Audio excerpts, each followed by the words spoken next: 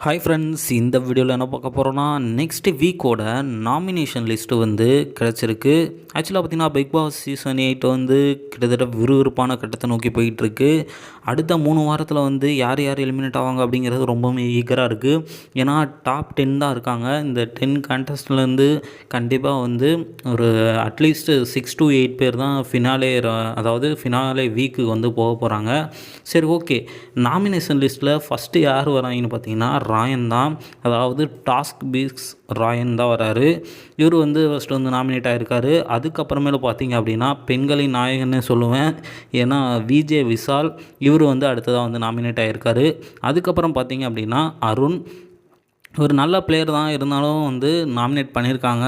சரி, பொறுத்திருந்து பார்க்கலாம். அடுத்ததாக பார்த்தீங்கன்னா தீபக், இவர் வந்து கொஞ்ச நாளாக வந்து நாமினேஷன்லேயே வராமல் இருந்தார். இப்போ லாஸ்ட் 2 வீக்ஸாக வந்து நாமினேஷனில் இருக்கார். ஃபைனலாக பார்த்தீங்கன்னா ராணவ், தலைமை எப்போயுமே வந்துடுவான்னு தெரியும். சரி, பார்க்கலாம். இந்த டைமும் மக்கள் காப்பாற்றுவாங்கன்னு நினைக்கிறேன், பார்ப்போம். அடுத்ததாக பார்த்தீங்கன்னா ஜாக்லின், இவங்க வரலைன்னா தான் நான் வந்து ஆச்சரியப்பட்டிருப்பேன். அதாவது ஒரு பிக் பாஸ் ஹிஸ்ட்ரின்னு சொல்லுவேன். தொடர்ந்து 13 வாரம் நாமினேஷனில் இருக்காங்க. மக்களும் காப்பாற்றிட்டே இருக்காங்க. சரி, அடுத்ததாக பார்த்தீங்க அப்படின்னா மஞ்சரி வந்திருக்காங்க. அப்யூஸாக தெரியும், மஞ்சரி வந்து கண்டிப்பாக நாமினேஷனில் இருப்பாங்கன்ட்டு. பவித்ரா, இவங்க தான் வந்து ஒரு போல்டான கண்டஸ்டன்ட், ஆனால் இருந்தாலும் இவங்கள தான் நாமினேட் பண்ணுறாங்க. சரி, ஓகே. இதெல்லாம் வந்து ஒரு பக்கத்து இருக்கட்டும். ஃபைனலாக பார்த்தீங்கன்னா 2 பேர் வந்து நாமினேட் ஆகலை.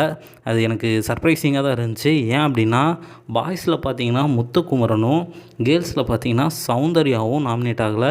என்னடா இது, ஃபைனலில் 2 கான்டெஸ்ட் நிற்பாங்களே அந்த மாதிரி இருக்குது. விஜய் சேதுபதி வந்து 2 பேர் கை தூக்குவார்ல, அந்த ஸ்டேஜ் மூமெண்ட்டை வந்து இப்போ காட்டுது.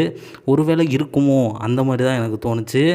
சரி, பொறுத்திருந்து பார்க்கலாம். இவங்க 8 பேர்த்தில் வந்து யார் வந்து அடுத்த வாரம் வெளியே போவாங்கன்னு.